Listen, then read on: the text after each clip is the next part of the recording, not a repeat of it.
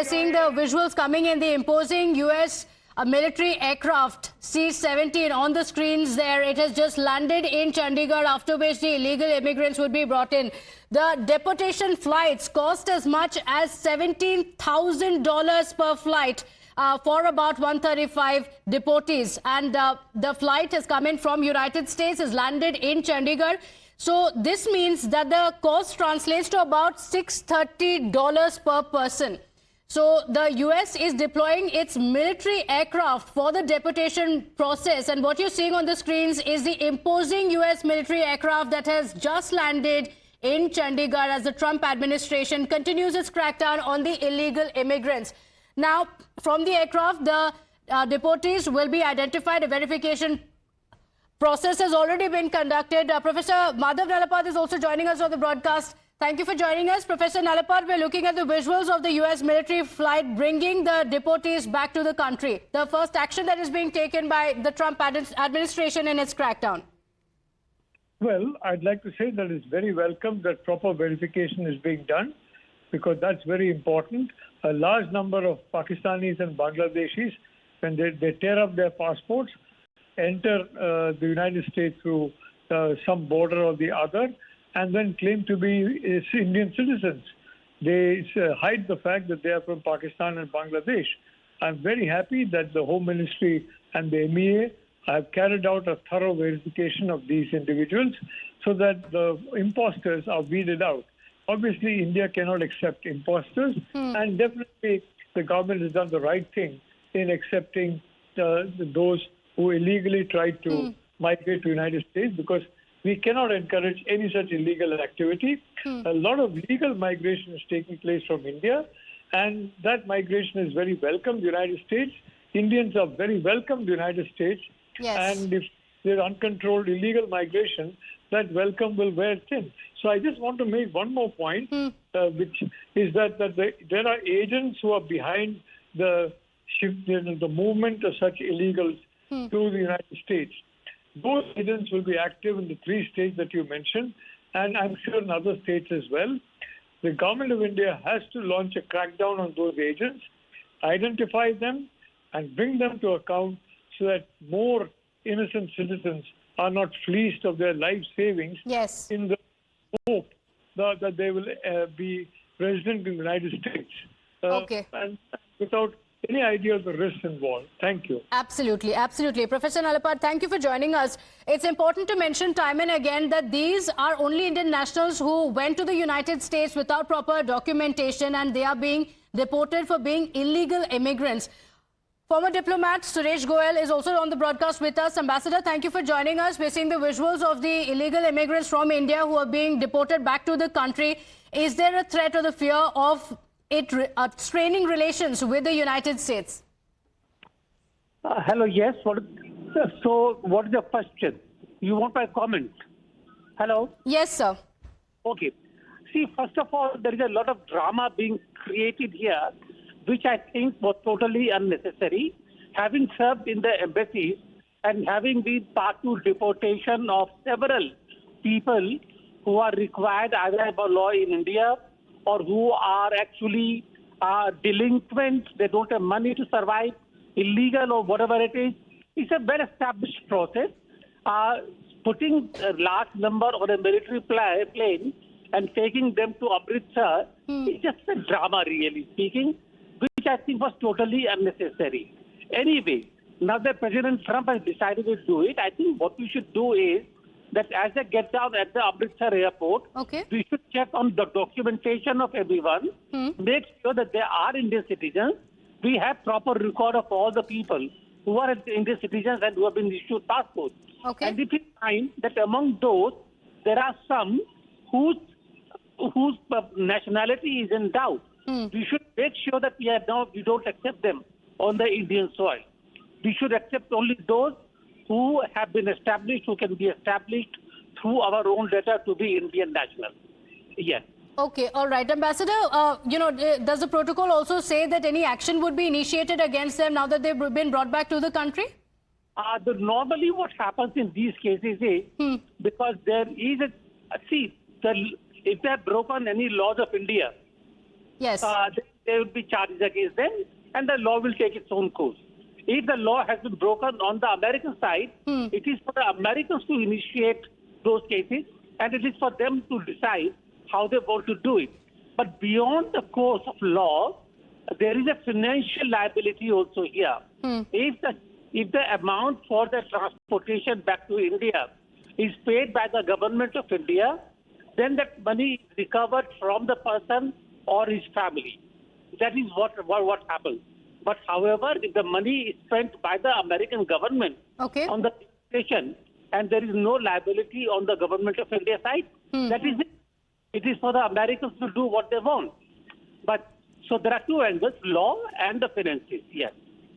Okay, all right. Thank you for joining us. Mr. Alok Bansal is also on the broadcast with us. He has joined us live. Mr. Alok Bansal, we're seeing the visuals on the screen, and it's a imposing U.S. military C-17 aircraft. This is part of the symbolism, of course, of the President Trump that we are cracking down on illegal immigrants.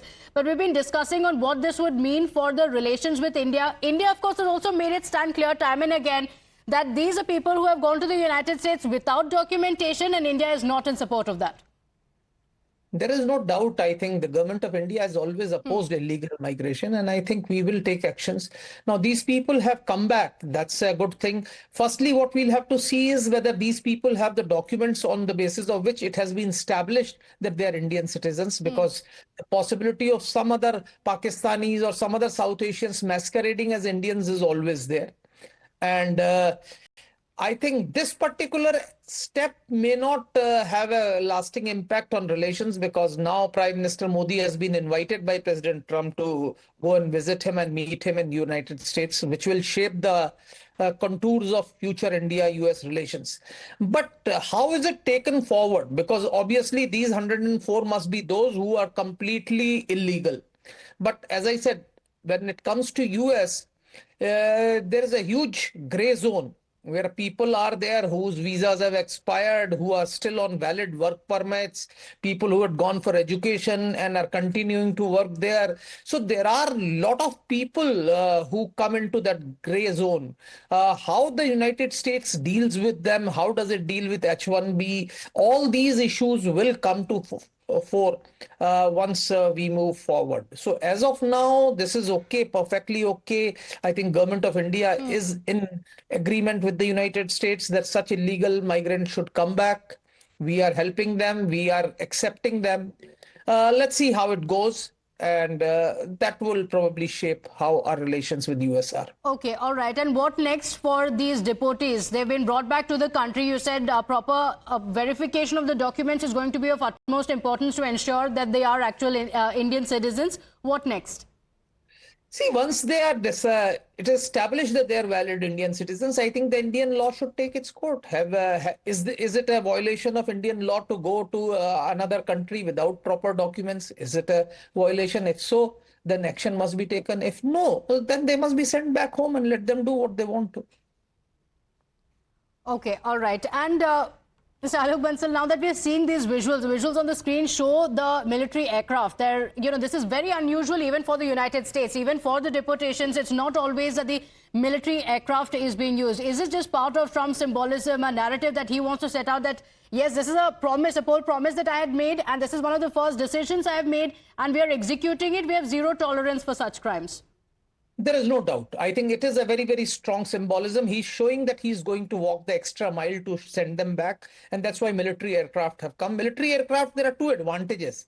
Firstly, there is no upfront cost. There is actually a cost of fuel and all those things. But military aircraft, especially the type of C-17, are actually transport aircraft, which are routinely required to transport men and material from one part to another. So these can be used for this, incorporating it and looking at it as a part of the military operations or trials or training, and they could be sent. So there is no immediate cost. If it was an airliner, then there would have been an immediate demand for a money, which would have been which would have made this process quite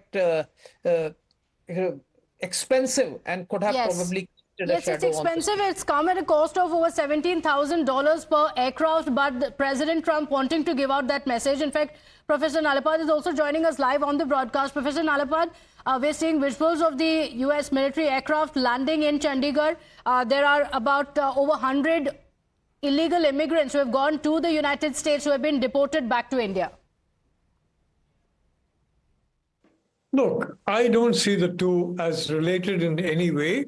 India had already previously given consent to take back its own nationals, not Pakistanis and Bangladeshis masquerading as Indians, but our own nationals. And that is as it should be, because illegal migration into any country is not only a crime, it can also be a severe national security risk, as Sushant knows very well. Now, I'm happy to see one thing, which is that now the states have been identified where these illegal immigrants have come from. That means there has been some process of verification before they were processed and put on the aircraft.